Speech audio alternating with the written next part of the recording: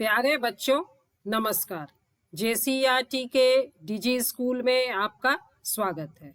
मैं अनुपमा आज आप लोगों के साथ आप लोगों की विज्ञान की पुस्तक विज्ञान की ओर के अध्याय 15 के पाठ स्वच्छता की ओर बढ़ते कदम पर चर्चा करूंगी।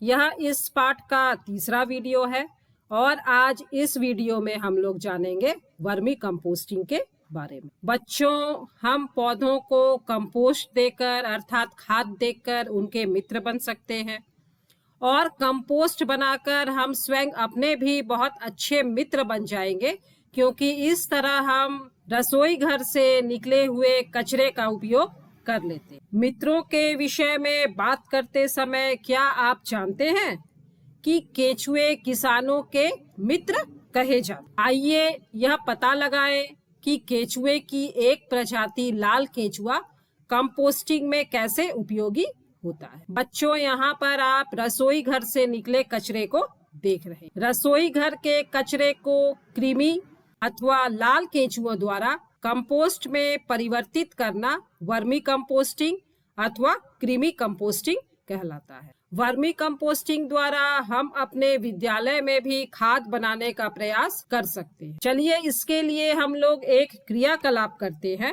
मैदान में एक गड्ढा खोदिए। गड्ढा लगभग 30 सेंटीमीटर गहरा होना चाहिए या कोई लकड़ी का बॉक्स लीजिए और इसे किसी ऐसे स्थान पर रखें जो ना तो बहुत गर्म हो और ना तो बहुत ठंडा। ऐसे स्थान के बारे में आपका क्या विचार है जहां सीधी धूप नहीं पड़ती है? आइए अब गड्ढे अथवा बक्से में लाल केंचुओं के लिए आरामदायक घर बनाते। गड्ढे या बॉक्स की तली में एक चाल अथवा मुर्गा जाली बिछा दीजिए, या हम लोग इसकी तली में रेत की 1 से 2 सेंटीमीटर मोटी परत भी बिछा सकते। अब रेत के ऊपर सब्जियों अथवा फलों के अपशिष्ट बिछा दीजिए। आप हरी पत्तियां, पौधों की सूखी डंडियों के टुकड़े, भूसा अथवा समाचार पत्र की 1 इंच चौड़ी पट्टियां काटकर उन्हें रेत अथवा जाली के ऊपर बिछा सकते। बच्चों, आप अपनी नोटबुक के बेकार गत्ते को काटकर भी पट्टियां बना सकते हैं, परंतु चमकीले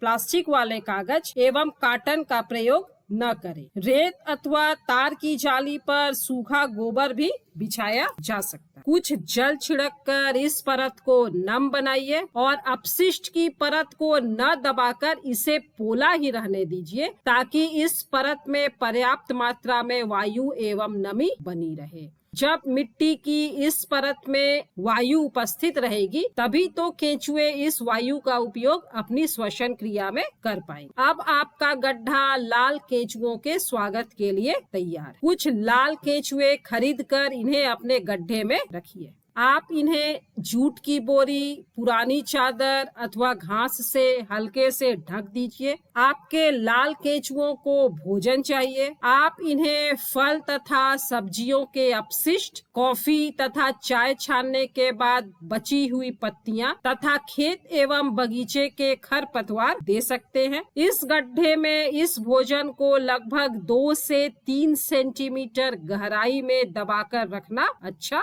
हो सकता है। नमक, अचार, तेल, सिरका, मांस एवं दूध से निर्मित अपशिष्ट पदार्थ भोजन के रूप में लाल केंचुए को नहीं देना चाहिए, क्योंकि इन वस्तुओं को गड्ढे में डालने से उसमें रोग कारक जीव उत्पन्न होने लगते हैं और इससे केंचुओं के मरने का खतरा उत्पन्न हो जाता है। कुछ दिनों के अंतराल में गड्ढे के पदार्थों को धीरे धीरे मिलाते रहें और इसकी ऊपरी सतह को भी मिलाते रहें, इसे पोला बनाते रहें।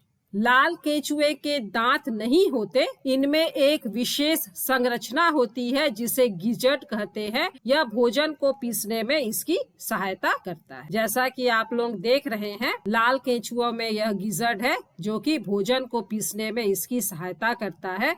जिस तरह से हमारे दांत भोजन को पीसते हैं, उसी तरह लाल केंचुओं में गिजट भोजन को पीसता है। यदि आप अंडे के छिलके अथवा समुद्री शंख या सीपी का चूरा आहार के साथ मिला देंगे तो यह आहार के साथ कृमि के गिजट में पहुंच जाता है और भोजन को पीसने में उसकी सहायता करता है।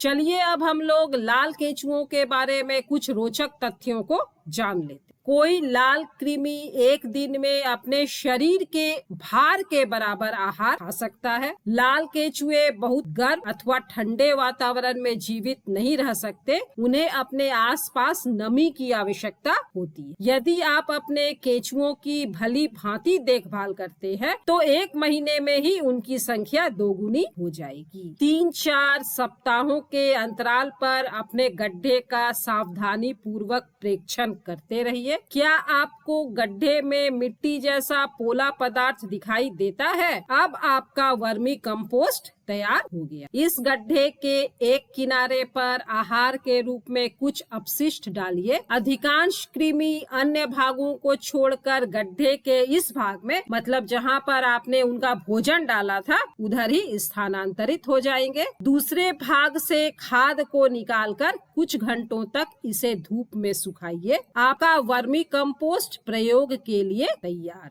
है। इस उत्तम वर्मी कंपोस्ट मतलब खाद को हम अपने गमलों में, बगीचों में और खेतों में डाल सकते हैं। इस तरह वर्मी कंपोस्ट खाद को आप कम खर्च में बना सकते हैं, क्योंकि इसमें आपने रसोई घर से निकले कचरे का ही उपयोग किया है, जिसे कि आप लोग प्रतिदिन अपने घर से बाहर कचरे के रूप में फेंक देते हैं। तो बच्चों, क्या यह अपशिष्ट से सर्वोत्तम प्राप्त करने जैसा नहीं है? मुझे उम्मीद है कि अब आप लोग अपने घर में भी इसी तरह रसोई घर से निकलने वाले कचरे से खाद बनाने का प्रयास कीजिएगा। चलिए अब हम लोग जानते हैं कि वर्मी कंपोस्टिंग से क्या क्या लाभ होता है। तो इससे जमीन की उर्वरा शक्ति में वृद्धि होती है, मतलब जमीन उपजाऊ बनती है। भूमि की जल धारण या जल संग्रहण क्षमता में वृद्धि होती है, जमीन अधिक पानी को सोख सकती है। पौधों की रोग रोधी क्षमता में वृद्धि होती है। यह मिट्टी को नरम रख हवा युक्त बनाती है। और बच्चों, आप लोगों ने पढ़ा है कि पौधों की जड़ें भी श्वसन करती हैं। तो जब मिट्टी के अंदर हवा रहेगी तो पौधों की जड़ें आसानी से श्वसन कर पाएंगी और पौधा जो है वह स्वस्थ रहे। इसके द्वारा प्राप्त खाद्य का उपयोग फल,